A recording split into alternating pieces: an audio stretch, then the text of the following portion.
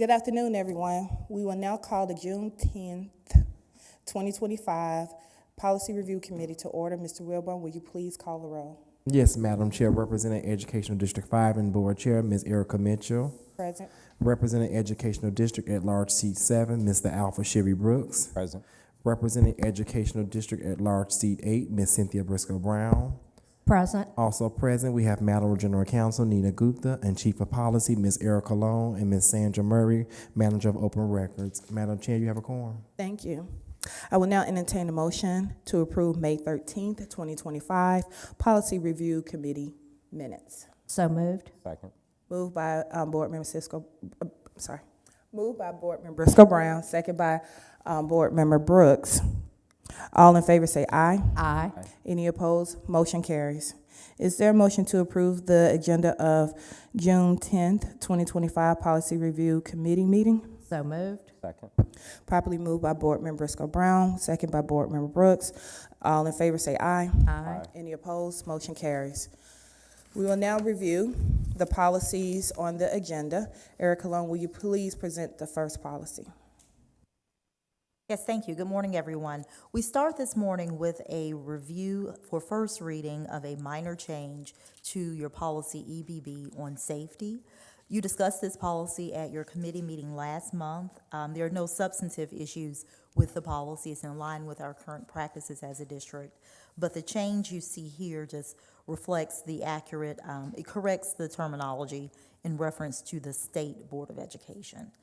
But this is the only recommended change to this policy at this time. Any discussions? Just given the insignificant nature of the change, can we put it on the agenda for August as a waive first read and go straight to final approval? Do I have a consensus with the committee? I support that. Okay. Then we will move policy EBB safety for waive final read to board approval for the August 5th board meeting? August 11th.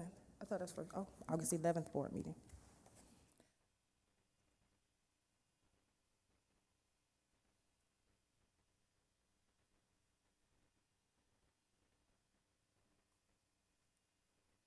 Thank you, so noted. We'll move to the next policy, EEE Wellness Program. This is a more substantive change to a policy that deals with our student nutrition services. You will see here language that was previously in an administrative regulation that we would like to lift up to the board policy level. This language is in line with guidance and suggestions from Godot, from the Georgia Department of Education, and it really speaks to what we offer in terms of sustainable and nutritional values of the food provided to students, how this work is done in support of health and wellness of students and school staff. There's language around the meals being a part of the federally reimbursable meal program. Foods are consistent with USDA dietary standards, and on and on. The language here is not new to us as a district, but like I said before, has been a part of an administrative regulation. Lifting it up to the policy level brings us in alignment with guidance from Godot. And joining us today are Eric Bankhead, our Executive Director of Nutrition Services. Eric and your team, feel free to come up and just add any important context to the purpose of these recommended changes.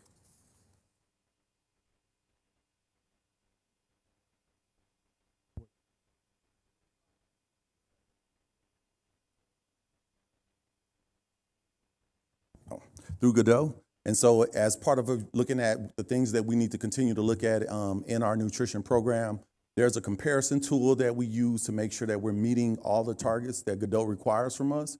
And so as we looked at that comparison tool, anything that had a no, we had to adjust in our new policies. And so what you see before you is kind of the effects of that and making sure that we're meeting all of those standards and we're ready for our administrative review that's coming up here. Okay. I'm going to hand it over to Board Member Briscoe Brown. First, if you could just clarify, is there anything new in this language that has not previously been in either a policy or a regulation? Nothing's new. It's been some form of it's been in either a handbook or something. But far as this, we did update and add some items, but it's been language that's been in some form or fashion within the district. Okay, specifically the language about fundraising. Yes, ma'am. Where has that been contained up to this point? So that has actually been in one of our, we do a principal handbook, and we also have it online that talks about fundraising and meeting smart snacks and what you can and can't do. Okay. Have we been enforcing that? We've tried. We're trying to do a much better job of it. We've gotten in front of principals early part of this year. We're having meetings with them just to make sure we continue that. But it's as we see it, we're correcting it. Principals have been on board, but it's been out there in every handbook that we put out probably in the last 5 years. It's just making sure we continue to enforce it. Okay. Will we be enacting new regulations which will do things like define fundraising activities occurring on school campus shall not compete with the school nutrition program? That feels like an ambiguous term that could be that could potentially create some issues for our PTAs and our booster clubs. Yeah, and like I said, we have talked with principals, and what we're saying is they can do fundraising all day long. They just have to meet the smart snack side of it. So certain things like candies and things like that you just can't do. So they can fundraise, and so we just had a principals meeting where we brought in vendors and we brought in a lot of items to let them see the things that they can sell to meet whatever they need. So if they're going to follow smart snacks, they can sell items all day. It's just making sure they're selling the right products. I'm going to encourage us to be as specific as possible, not just at the principal level, but at the volunteer level. Widespread enforcement of this really is going to throw a wrench in our PTAs, our booster clubs, our school-based organizations, which depend on being able to do things like sell Chick-fil-A biscuits in the morning carpool. Yes, And I'm speaking here not just as a board member, but as a parent who used to stand out there and sell those biscuits. Yeah.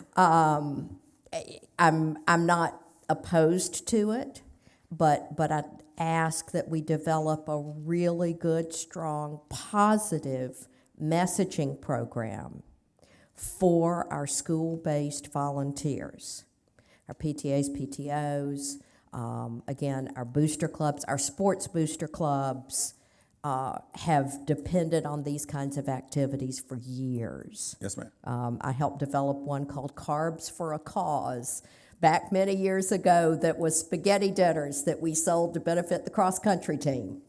I don't know whether that would meet this. Does that compete with the school nutrition program? I don't know, but I would want to know as a parent. Yes. So I just want us to be really, really careful about messaging this so that we don't end up having to go out there and be perceived as forcibly prohibiting school-based groups from helping their schools. Understood. Okay. Next question under section 3, and this is probably for Erica Long. Mm-hmm. Have we cross-mapped this section with our other policies that involve recess, PE? I know we have a recess policy, and I don't have it up right now. I should have looked at it, but I didn't.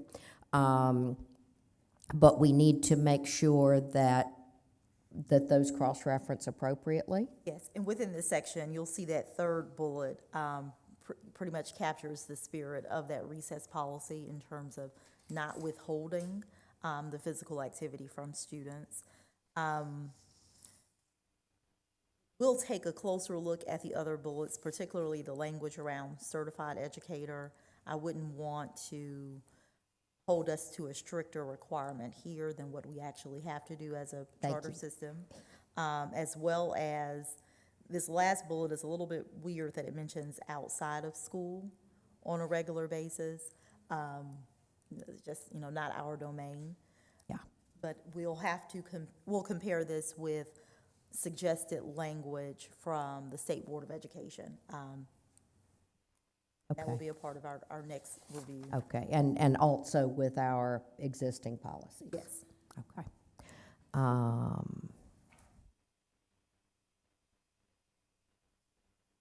And the last question I have is the local school wellness plan.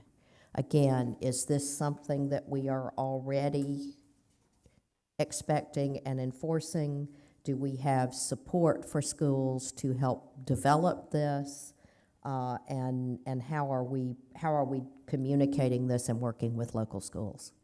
And this is already out there. We're, the local schools already did. It was just some language to make sure that we're defining that it's an annual process. But it's something that we've been doing every year. But just some language changes, just making sure, like you said, being clear in the expectation. Okay, so there are some language changes here from previous, Yes, ma'am. okay. Again, communication, communication, communication. If we're going to enforce this, we need to be really clear about what we expect and not then come in as the health police. Absolutely. Okay. I think that's all I've got. Board Member Brooks? Thank you. Thank you so much for helping to formalize this policy at the board level. I just had a couple questions. Yes. I did have questions around that same fundraising activities section. Just wondering if maybe in policy we could just add a nuance of some autonomy at the school level so that, if a principal or whomever, could make additional approvals so that, in case you got like a by the book administrator who's like, well, policy says this, and so no chicken biscuits and carpool because it's too close to lunch. So I would like some flexibility. Listen, as a school teacher who's been there kind of, through the Obama era and some of that, lunch has changed. Mm-hmm. And it's a struggle, and we see it in our participation in nutrition program, right?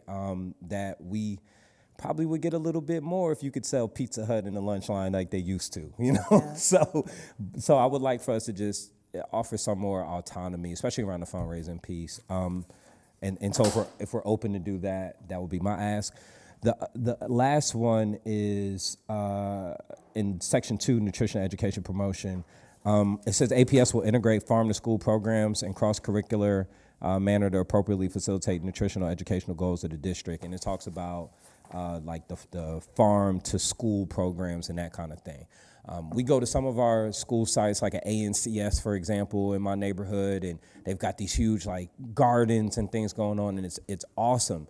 I would love to see that more universalized. And so we talk about a willingness or a desire to do it in policy. I guess my ask is, are we allotting funds for this? Are we helping schools to be able to access resources and pipelines for this effort? And if we're not, then what can we do on the board side to help support that so that schools can figure out, how do I get raised beds? How do I get organic soil? How can I get some seeds and plantlings and things like that for our kids? So it's not just an idea, it's something that they can activate.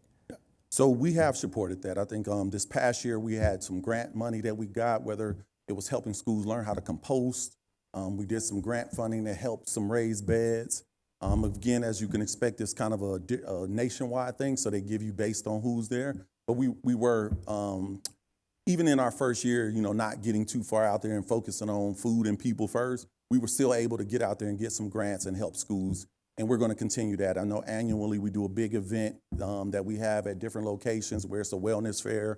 We invite people out. We teach school gardening. So we do a lot of those things. And so I can only see that growing as we get a little more into it. So I guess my ask is, can we audit of our schools who actually has gardens on site? And that way we can take account of, who's taking advantage of the grant funds, who maybe could use a little bit more support if they're not yet doing it. And if everybody's doing it, I think that's something to brag about. So I would just like for us to be able to say? And I'll get you a list. I know we had a list. It's just, I'll just make sure it's updated, but we did look at different schools that had that, especially when we went and applied for some of those grants. Thank So we you. can send that out if you want to see that. Thank you. I would appreciate that. I think when we're doing great things, it's always great to, kind of hold up the flag about we're doing great. But then sometimes people will have questions about inequities across the district. And if we can't quantify one way or the other, then we don't really have something to stand on. So I just, I care about that. So thank you. No, for sure. And then there is limits to fundraising, and so we will define it. It's not like it's out. They just try to say at certain times you can do bulk items that a student can pick up and take home. They're just not competing with lunch. So if you're selling things and it's a bulk item and I can take that home, that's allowable. It's just those things that's set up in front of the lunchroom or that's taking a child away from eating in the lunchroom and eating something different. That's the situation. But we'll get some language to make sure to see what flexibilities are in those fundraising opportunities. Thank Yeah, you. and I do want to add, would that be more in the regulation and the handbook versus the policy? Probably more in the regulation. We're going to have to be nimble in this space, particularly looking at all the changes coming from the federal level in terms of their interest in these issues and how it's different from what we saw during past administrations, and making sure that those fundraising limitations are also in line with what guidance we're getting from the state. Okay. May I follow up on that? Given the need to be nimble, is it wise to put all of this in a policy, which then requires board approval to change, or should we leave it in regulations, which can be changed more easily?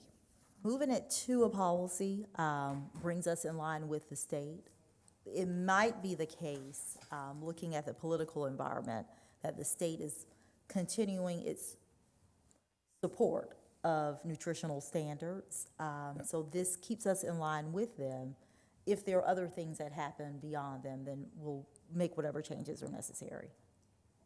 And I would just second Board Member Brooks's comments about giving some school-level autonomy on the fundraising issue. I know those programs are just vital to our schools and to our kids, and we want to keep them healthy, but we also need to be supportive of volunteers who work long hours to make sure that our kids have everything they need. Yep. And we definitely will look into it. This, like Erica was saying, this is more Godot telling us this is what it has to be. But I do know that there's some gray area in there that we might have, and we'll definitely represent that if we can. Thank you. All right? Okay, moving along, next you. policy. Oh, thank you, Mr. Bankhead, I apologize. I know. Madam Committee Chair, did you want a motion to approve this for first reading? Oh, okay. Do I have a motion to approve policy EEE wellness program for first read? So moved. Second. All in favor, say aye. Aye. Aye. Motion carries. Next policy, JBC homeless students for first read. Thank you, yes. This committee discussed this policy last month. Again, there are no substantive changes that we're requesting. The policy aligns with the work that we do in service to our homeless students. It particularly speaks to the process of enrolling homeless students in school. But at you all's meeting last month, you asked that we pull out and emphasize some terminology that's important to this community. Particularly, you wanted us to help define and bring some color to those temporary living situations. So you'll see, if you pull up the marked up version of the policy, you'll see the red text that will be an inclusion of language. This language is currently in our administrative regulation. It comes from McKinney-Vento, and it basically is that McKinney-Vento definition of identification of homeless students. There are factors that are listed there: lack of a fixed, regular, and adequate nighttime residence, sharing the housing of other persons due to some loss of housing, some hardship. A third factor, having a primary nighttime residence that is a public or private place not ordinarily used as regular sleeping accommodations. 4, living in cars, parks, public spaces, etc. 5 are migratory and live in the conditions set forth in items 2, 3, and 4 above. So these are the definitions that we use to guide us in response to families that come into the district with those challenged living situations. Any discussion? Yes. Thank you. So I wish I would have brought this up last time, but mine is more of a semantic feedback. My hope is that the use of the word homeless, as opposed to a person-centered language, is a little archaic. So my ask would be, even in the name of the policy, homeless students, as opposed to students experiencing homelessness, or where throughout the text we say, by virtue of being homeless, and instead of saying homeless, perhaps we should say houseless. And there's been advancements in this language and how we talk about it. Now, I don't know if this is specifically worded this way to cater to state law, federal law, that kind of thing. But my ask would be, if we do have the autonomy to use better language, that we use terminology like students, the policy should be students experience houselessness. It should say unhoused. That way we're being more person-centered in our policy language. That's my only feedback. Completely understand the sentiment. I think that you're illuminating an opportunity for us to be very careful, much more careful in terms of how we work with these families in a practical way, how we communicate with families. I would worry about making too many changes to the policy language, simply because so much of it does draw from federal law, from McKinney-Vento, as well as on the state level and guidance we get from them. Your school board policies, those policy letter codes, many of the names for the policies are also aligned with neighboring districts and how but your suggestion, I think, is a prime opportunity for us as a district to look and make sure that we are communicating and connecting with families in appropriate language possible. Will we be opposed, and so I hear what you're saying, and especially in regards to many uses of, homeless throughout the text, will we be opposed to the changing the policy name itself? Yeah. Yes. Okay, thank you. Or housing, well, let me leave it. Right. Whatever we want to do, just make it better. That's it. Yeah. Yep. And I don't mean to get in the weeds, but it's one of them. I understand, just like we said, special education, exceptional students. Exactly. Terminology. Exactly. Thank you. I digress. Okay, and I need to approve it for first read? Yes. So do I have a motion to approve policy JBC 1, homeless students, for first read? So moved with the change in the title. That's right. Yes, with the change in the title to from homeless students to students experiencing homelessness. Thank you. Second. All right, moved by Board Member Briscoe Brown, second by Board Member Brooks. All in favor say aye. Aye. Motion carries. Next for Let's discussion. Oh. Yes. Policy JGBA, trauma informed practice, for discussion. And we bring this policy for discussion this morning at the suggestion of Board Member Brooks. The trauma-informed practices policy was first adopted by this board 4 years ago in 2021. There have not been any changes to it since then, but you will see language that I remember this committee spending some time drafting those few years ago, and the current policy is before you.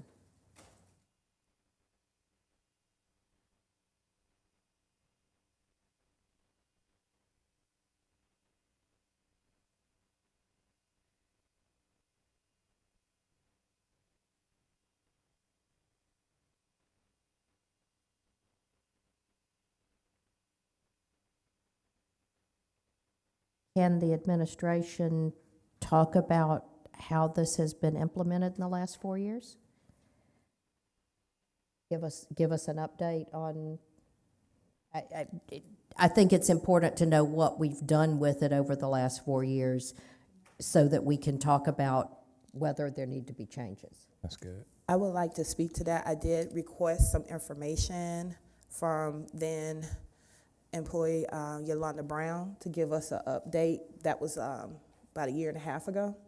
So I do have that information I can share with you, but that was important feedback for me because of the policy that we adopted, and they pretty much laid out what they were doing at that time.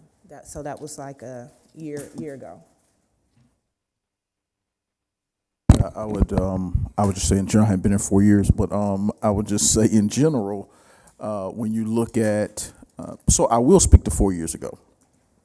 I will say from 2021 to 2025, the amount of resource that's been invested in, and this is holistic student service, but obviously some of it hits trauma, has doubled. And so it's gone from about 14 million. The board has invested about 28 million since 2021 to today. And that continues to hold pretty steady. What might be helpful is for us to just pull some specifics for you from student services and report that. We can share that via board update, but to the policy committee and via board update, just to kind of walk through some of the things in particular over the last 4 years that have transpired since inception of the policy. Be happy to do that. I'll say let me just say one last thing that I will say that I appreciate about the way APS has worked.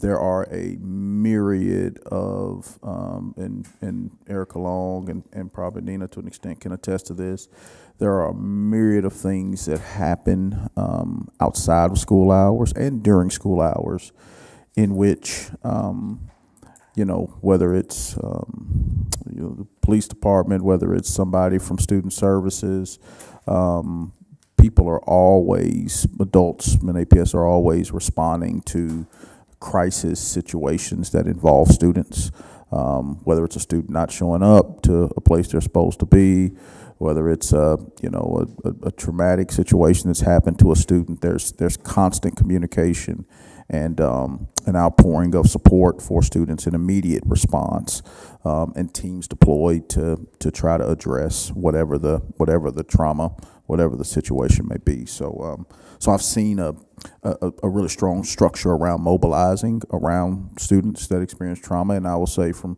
being in different districts, that's an absolute strength, is the way in which the district deploys resources to students. And I think this policy, which we worked very hard on back in late 20 and early 21, has been a big part of that. And I feel like we worked hard to make it sufficiently broad to give the superintendent the opportunity to respond to needs, to student needs as they arose. We all remember what we were beginning to come out of in February of 2021, and we didn't know what we were facing. And so a lot of this language about the board authorizes the superintendent as opposed to requires the superintendent or directs the superintendent, and the language about including but not limited to this whole range of services was designed to be very flexible for the superintendent to be continually responsive to the needs of our students. Actually, this is some of our better work over the last several years. And Erica, you had a lot to do with that, with bringing this forward, and I just want to call you out because you did, at the time, this was something that you raised and I think has really made an impact. And I think Dr. Johnson is one of the reasons that our trauma-informed practices and initiatives are a focal point and are so strong today. Yes, well, thank you, Cynthia. I remember working hard over the summer, doing a lot of research, looking at what they were doing in the District of Columbia and just all over the nation. And I would tell you, on the backs of this policy, I'm always reminded of that 10-year-old student that attended Miles Elementary School.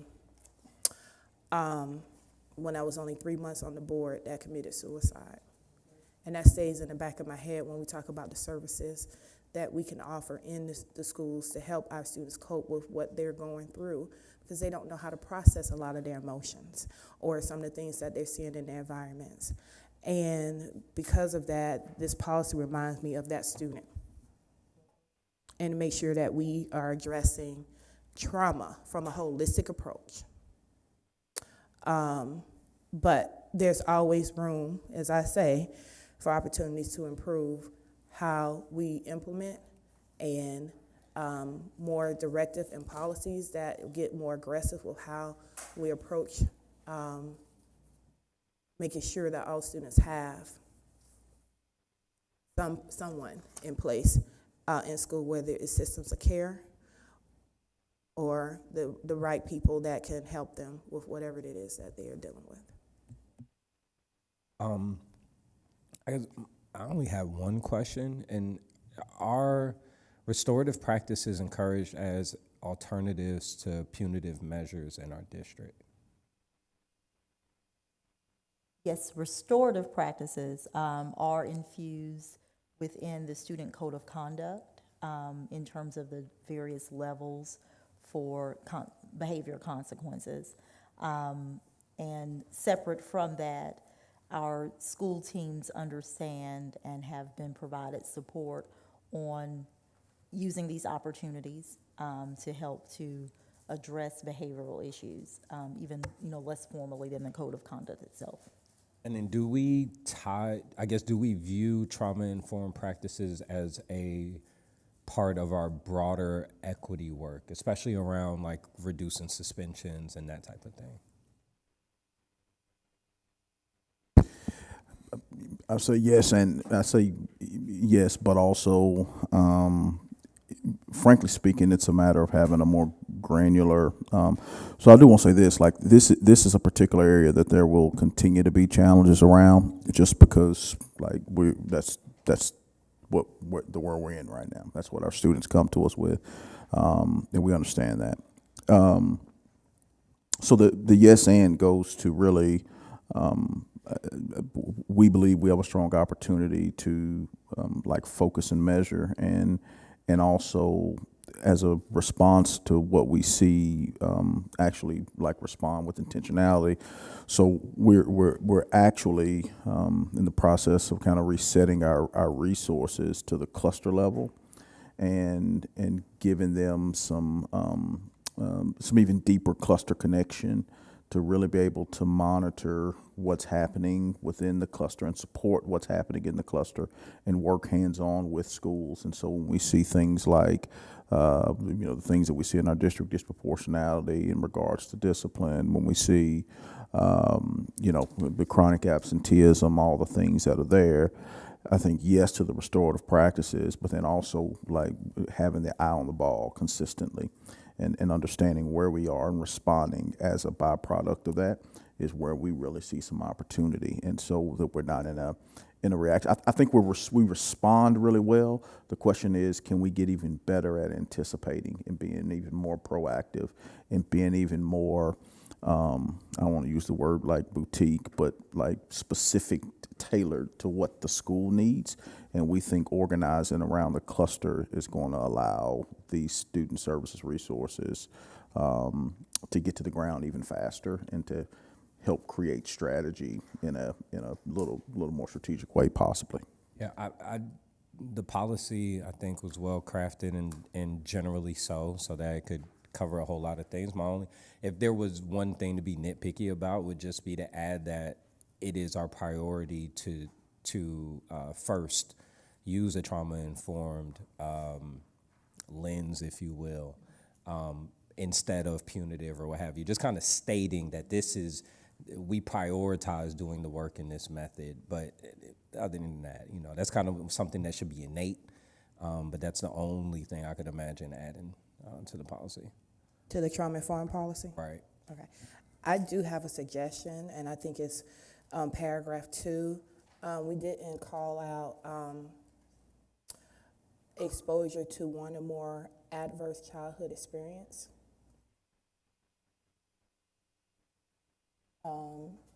Some experience with traumatic events or exposure to. Or exposure to, yes, adverse childhood experience, which is ACE. Oh, this is mine. Oh, right here. Which one? Oh, up here. Yeah, Sorry. Yeah. Just, Yeah. I think that's in the first paragraph. It is in the first paragraph. I'm looking at two pieces of paper, so that's on me.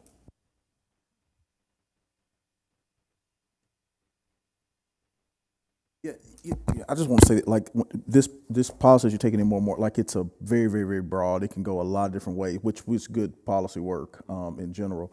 I think that you also got to know that what undergirds this and other policies that are probably not necessarily directly, but kind of indirectly connected to this, is when I think about this policy and the application of this policy, I think about, like, a lot of the external things that are happening to kids and the services that we provide in response to, you know, their needs. Just like it mentions here, not limited to psychological health services, social work, et cetera.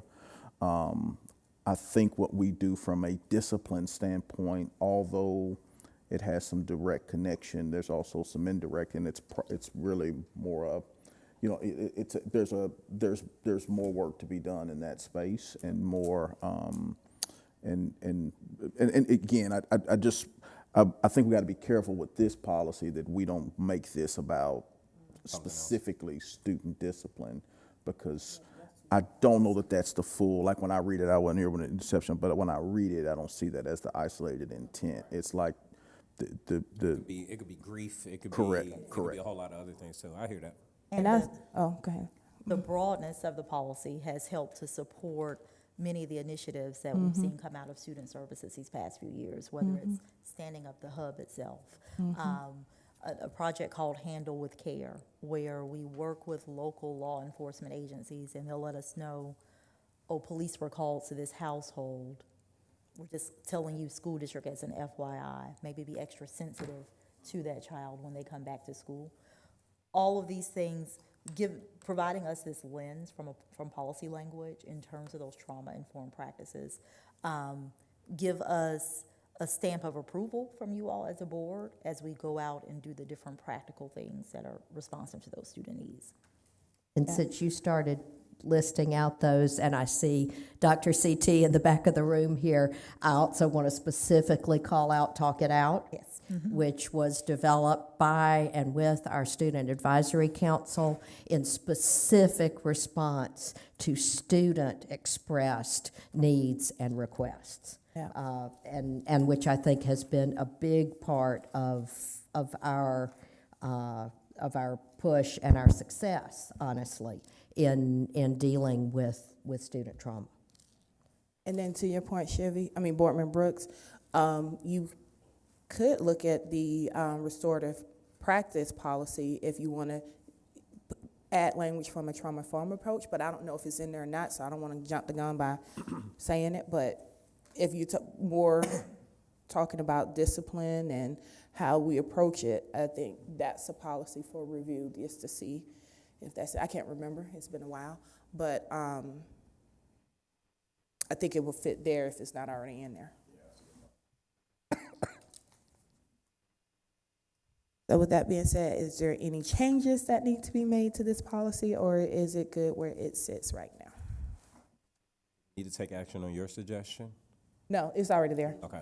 It was in the line before, but I was looking at another sheet as well. I think this has been a good review and a reminder of how this policy was developed and why. And I don't know that, given what Dr. Johnson and others have said, I don't know that we need any changes, but I think it's been a good idea to lift it up so that we all remember it's there. Oh, yes. All right, with that being said, there will be no changes to policy JGBA, trauma-informed practices. We will go now to other business. Board Member Burks. Yeah. So I'm excited about this. I remember being this green school board candidate who was asked about student voice and whether or not we should have more student voice. And I remember there being a lot of conversation about having student representation on the dais. Come to the end of last school year, and we have some review from the Student Advisory Council. And I remember Ms. Brooke from Washington High School talking about wanting to have student representation. We heard it all throughout our Student Advisory Council leaders. And Dr. C.T. raised this up. And so went to the Georgia School Board Association conference in Savannah last week and had an opportunity to sit on a breakout session that the City of Decatur Schools conducted talking about their student school board rep program. And I was inspired. So I went back to my room and I drafted up this policy, called up Erica, emailed everybody and was like, hey, let's put this on the agenda. What we're talking about, I included a draft policy. I believe it's up in Assembly for anyone who's to review it. It's called the Student Representative Work Session Program. And essentially how it would work is we would rotate students from the Student Advisory Council, who they would select to serve in a rotation. And so every month, somewhere sitting between where Miss Katie Howard would be and probably Michael Wilborn over there on the edge, I'd see us having a monthly student school board rep who would serve during the work session. They would not sit in on the executive session. They would not sit in on the business meeting side, but they would be there from that 2:30 to 4 o'clock work session. We got a little nuance with some things. I suggest that we supply transportation. I don't know exactly what that looks like. If it's Chief Applin picking them up, if it's, I don't know, Superintendent Johnson picking them up, who knows? But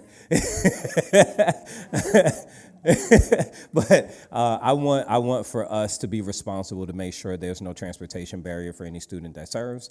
And there are some things that I would like us to see happen. I would like the students to have to be here for 2 board meetings leading up to. So then that way they have a good sense of how the board meetings work, how, the quorum looks here, that kind of thing. And they receive some mentorship from Keith Glass, Dr. CT as well. I thought the idea of, we have a lot of kids on SAC. We have a pretty broad range of different lived experiences from our students, so I think a monthly rotation of students would be cool.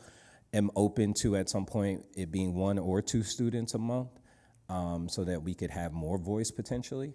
I could also imagine it would heighten comfort level to speak up by having a peer with you as well.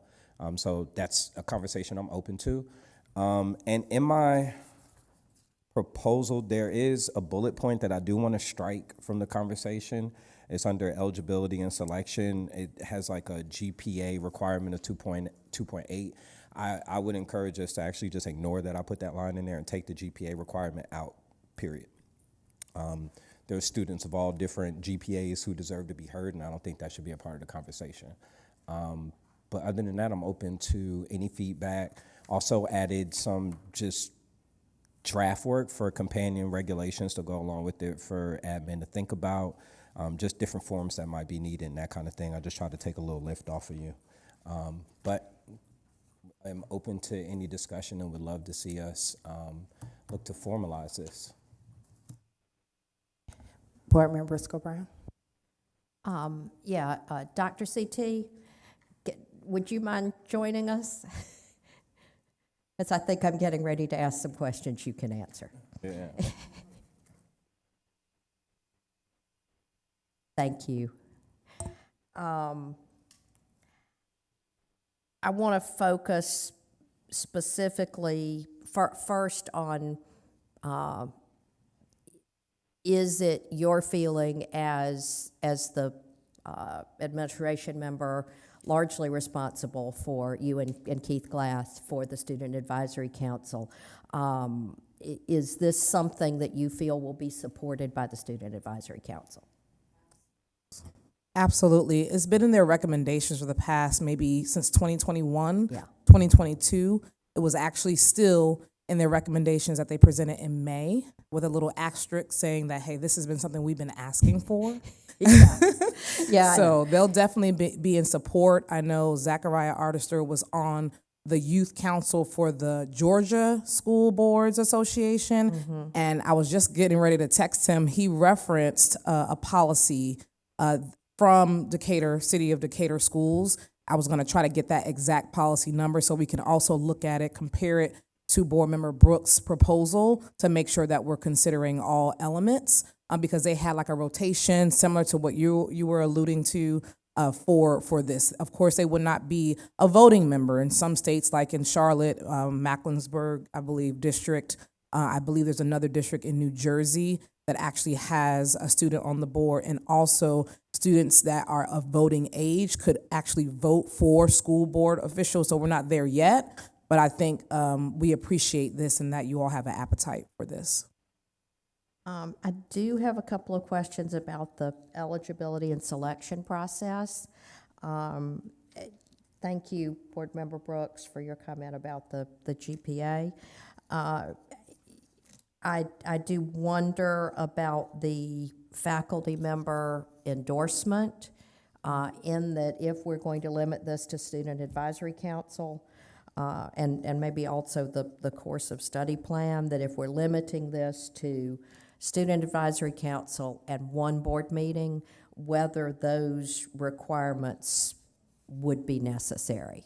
We probably do need parental consent. Yes. I don't have a problem with that. And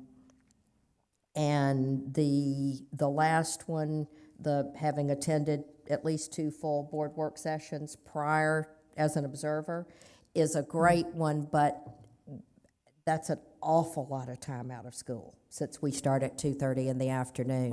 Right. That means that they're going to have to be excused from the end of school 3 times. Will we be, Which might be a bit much. Maybe we can say viewed it online, Yeah. which I think might be that's- more possible than having to get down here 3 months in a row. Agreed. And I think the SAC also had an appetite or a suggestion for, we already go through our elections process where we have a chair, a vice chair, that they could be the designated individuals. We want others to experience it. So maybe we have e-board meetings at least a week before our general body meetings for SAC. Maybe they can start the process similar to what we did a day in the life, where a day in the life, it was only for the e-board. And then they could also maybe propose one of their SAC peers to be up next. We can line that up for the entire year if that's so desired.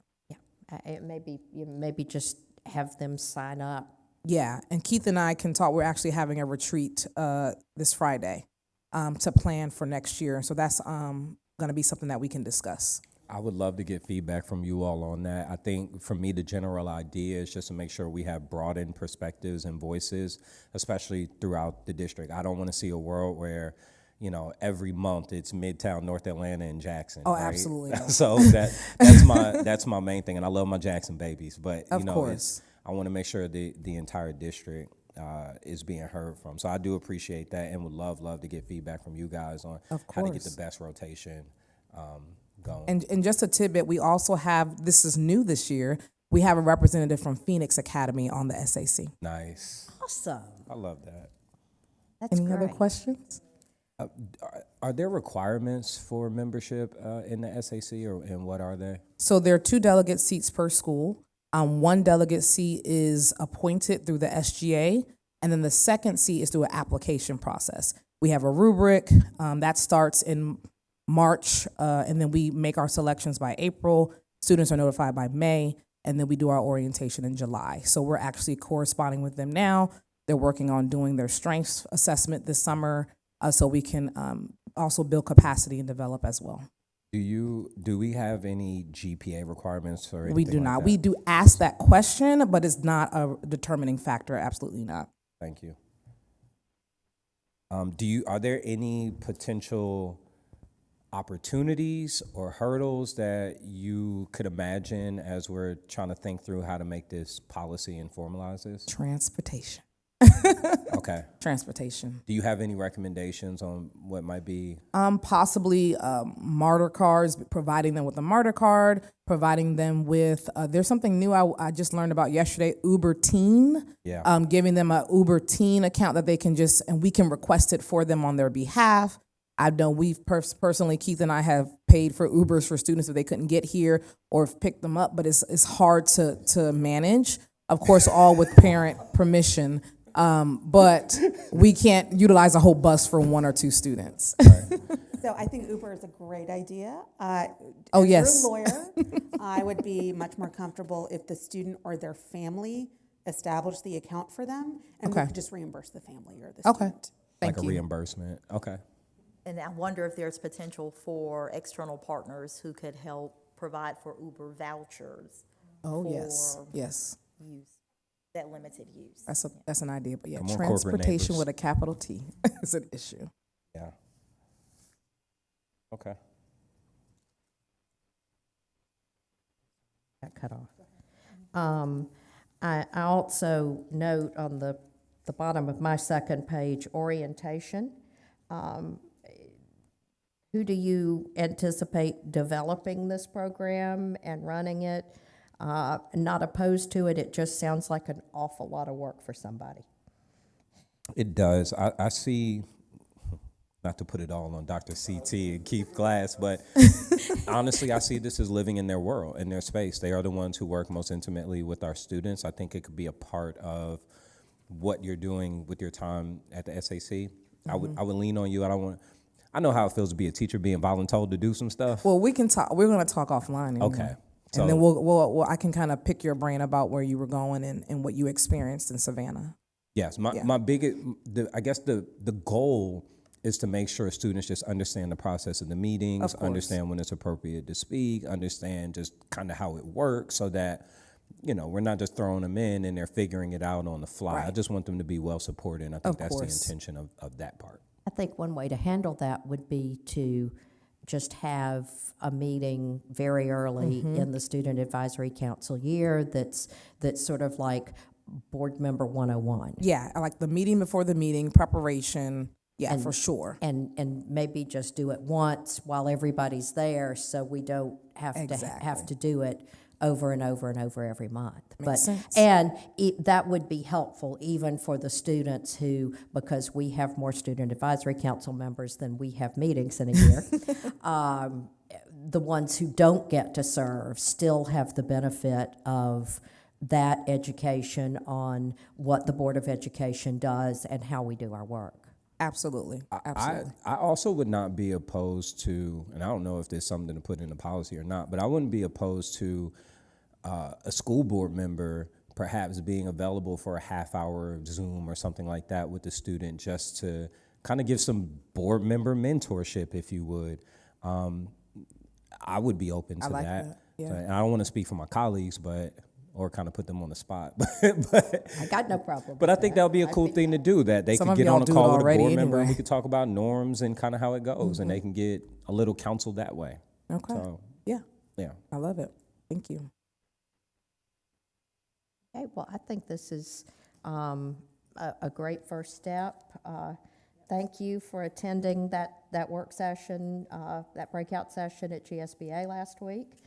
I actually think we got all the breakout sessions covered. Well, which was shout out to board member Briscoe Brown, because she definitely sent the all call to all board members and said, how about we go to all the meetings? Who's going to take this one? Who's going to take that one? So we made sure we covered everything.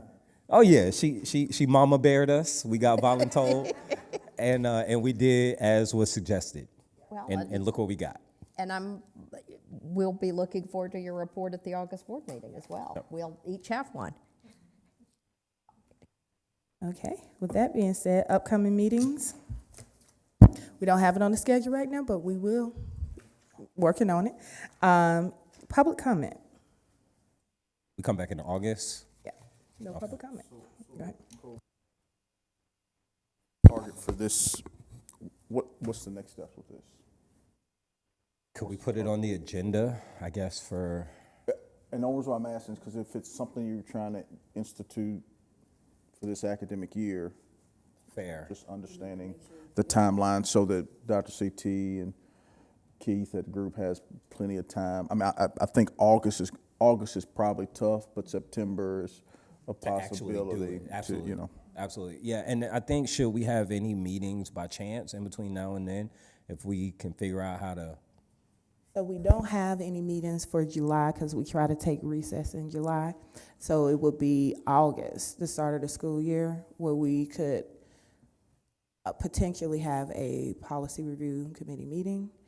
August will be the, And keeping in mind the next round of SAC, our new SAC members will have orientation at the end of July. We could put this work as a part of their agenda to help start building out what it will look like, and that can inform your August policy committee review of a first reading for a policy. And maybe it'll be tight enough where you could do a waive first reading, final approval Yeah. as soon as September. And I would love to be able to have student feedback on this before we actually craft policy. I think, granted the nature of the policy, that's probably the best way to go with it. So Dr. CT, really looking forward to what the young people have to say about it and how we can, make it best fitting for them. Yeah. Thank you.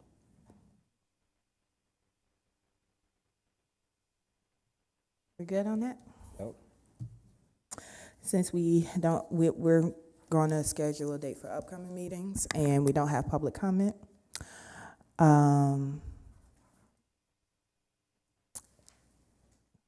Motion to adjourn. That's pretty much it for policy review committee.